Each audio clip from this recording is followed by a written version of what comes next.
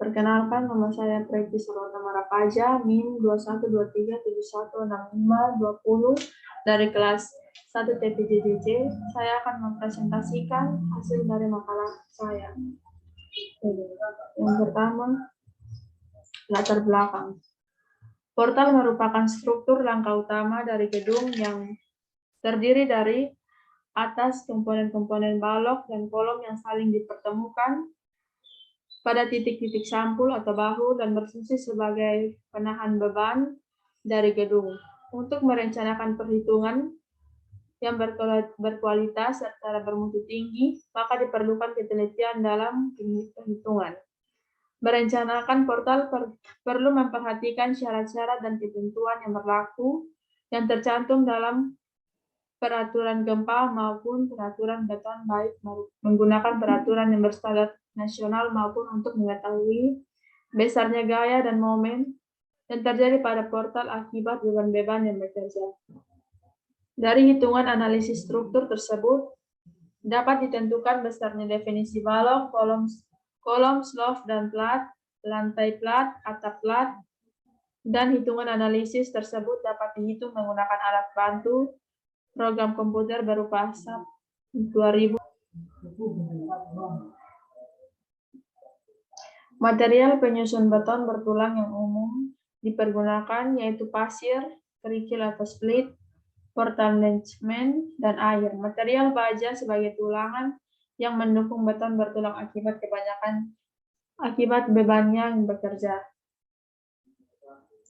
Sistem perencanaan struktur gedung portal beton bertulang menurut peraturan gempa maupun peraturan beton 2002 dapat dilaksanakan dengan 3 cara. Yang pertama, sistem perencanaan gedung dengan prinsip elastik penuh. Yang kedua, sistem perencanaan gedung dengan prinsip detail parsial. Yang ketiga, sistem perencanaan gedung dengan prinsip detail penuh. Rumusan masalah. Yang pertama, pengertian dari portal dan portal sederhana. Yang kedua, bagaimana reaksi peletakan berbagai portal sederhana dengan berbagai kombinasi beban. Yang ketiga, bagaimana reaksi peletakan dan gaya dalam akibat beban terpusat. Tujuan penulisan. Yang pertama, untuk mengetahui apa pengertian dari portal sederhana maupun portal. Yang kedua, untuk mengetahui dan memahami reaksi peletakan berbagai portal sederhana dengan berbagai kombinasi beban. Yang ketiga, untuk mengetahui beban dan memahami reaksi dengan gaya dalam akibat beban terpusat. Manfaat penulisan. Manfaat dari penulisan ini adalah dapat dijadikan sebagai landasan dasar dalam meningkatkan kepastian dan kualitas maupun referensi untuk mahasiswa maupun mahasiswa Politeknik Kupang mengenai portal sederhana pembahasan.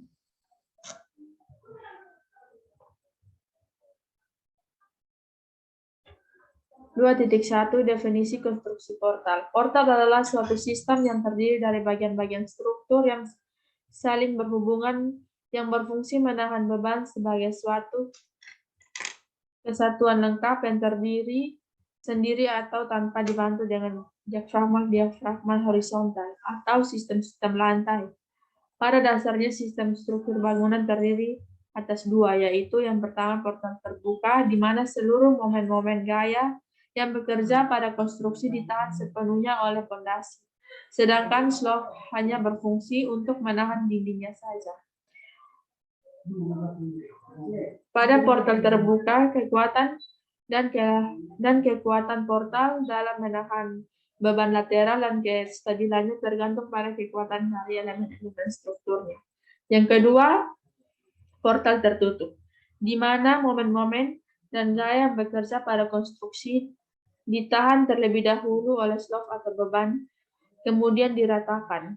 Harus sebagian kecil beban limpahkan ke pondasi. Slope atau beam berfungsi sebagai pengangkat atau pengikat kolom yang satu dengan yang lainnya untuk mencegah terjadinya diferensial statement. Struktur bangunan. Struktur adalah bagian-bagian yang membentuk bangunan seperti pondasi, slope, dinding, kolom, ring, kuda-kuda, dan atap. Pada prinsipnya, elemen struktur berfungsi untuk mendukung keberadaan elemen non-struktur yang meliputi elemen tampak interior dan detail arsitektur sehingga membentuk suatu kesatuan. Setiap bagian struktur bangunan tersebut juga mempunyai fungsi dan perannya masing-masing. Portal adalah bagian struktur dengan elemen yang berupa balok, kolom, baik miring maupun tegak. Portal merupakan suatu struktur yang tersusun dari batang-batang yang dihubungkan dengan sambungan paku. Struktur portal adalah pada gambar struktur statis tertentu dinamakan selesai dengan 3 persamaan keseimbangan. Bila tumpuan roll pada gambar A diganti jepit seperti pada gambar B, maka struktur menjadi statik tertentu. Kegunaan lain dari struktur bangunan yaitu meluruskan beban bangunan dari bagian bangunan atas menuju bagian bangunan bawah, lalu menyebarkannya ke tanah. Rancangan struktur harus memastikan bahwa bagian-bagian sistem struktur ini sanggup mengizinkan atau menanggung gaya gravitasi dan beban-beban bangunan, kemudian menyokong dan menyalurkan ke tanah dengan aman. Terdapat 3 bagian struktur bangunan antara lain. Yang pertama, struktur bawah atau struktur adalah bagian-bagian bangunan yang terletak di bawah permukaan tanah. Struktur bawah ini meliputi fondasi dan slope. Yang kedua, struktur tengah merupakan bagian-bagian bangunan yang terletak di atas permukaan tanah di bawah atap, serta layak ditinggali oleh manusia. Yang dimaksud dengan struktur tengah diantaranya dinding, kolom, dan ring. Yang ketiga, struktur atas atau superstruktur, yaitu bagian-bagian bangunan yang terbentuk memanjang ke atas untuk menopang atas. Struktur atas bangunan antara lain rangka dan kuda. Konstruksi bangunan. Konstruksi dapat diartikan sebagai gabungan dari elemen-elemen struktur dan elemen-elemen non-struktur.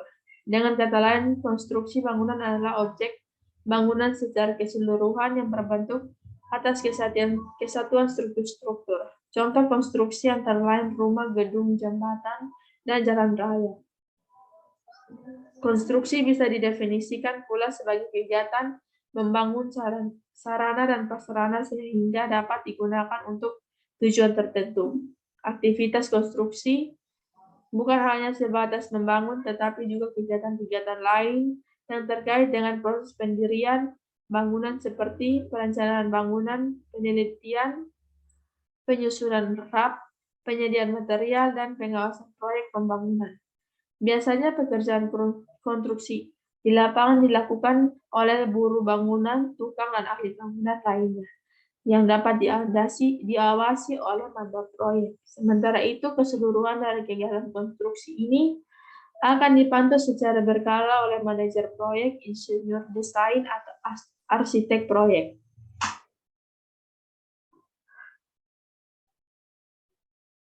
Konstruksi dalam pengertian bangunan dapat dikelompokkan menjadi 4 macam, yakni yang pertama, konstruksi gedung, yaitu konstruksi yang digunakan untuk mendukung kebutuhan hidup manusia. Konstruksi ini meliputi rumah, hotel, apartemen, dan kantor.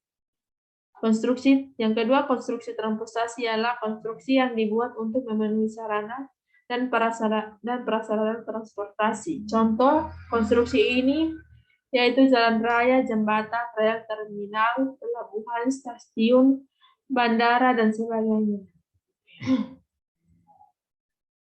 Yang ketiga, konstruksi air merupakan konstruksi yang dibangun dengan tujuan mengelola air di atas tanah. Yang dimaksud konstruksi air misalnya bendungan, waduk, irigasi, drainase, parit, got, gorong-gorong, dan lain sebagainya. Konstruksi khusus adalah konstruksi bangunan yang diberikan untuk tujuan khusus, sebagaimana konstruksi menara pemancar gelombang radio, menara jaringan listrik, menara pemancar televisi, alungan minyak lepas, dan pantai, dan lain-lain.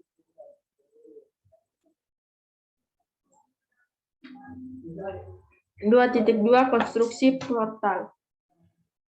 Dalam kehidupan sehari-hari, kata konstruksi sering disamakan dengan kata struktur seperti struktur kayu dan konstruksi kayu, struktur baja dengan konstruksi baja, dan lain-lain.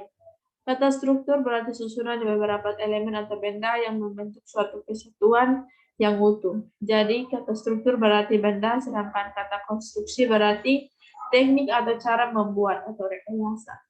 Bangunan dikelompokkan dalam 4 kelompok, yaitu yang pertama bangunan gedung, yaitu kantor, rumah sakit, hotel, perumahan, dan lain-lain. Yang kedua, bangunan transportasi, yang pertama jalan, jembatan, rel kereta api, terminal pelabuhan, lapangan terbang, dan sebagainya. Yang ketiga, bangunan air, yaitu bendungan, saluran irigasi, saluran drainase, bangunan bagi, gorong-gorong, dan sebagainya. Yang keempat, bangunan khusus, yaitu anjungan, lepas pantai, menara jaringan listrik, tegangan tinggi, menara-menara pemancar, radio, TV, dan lain-lain.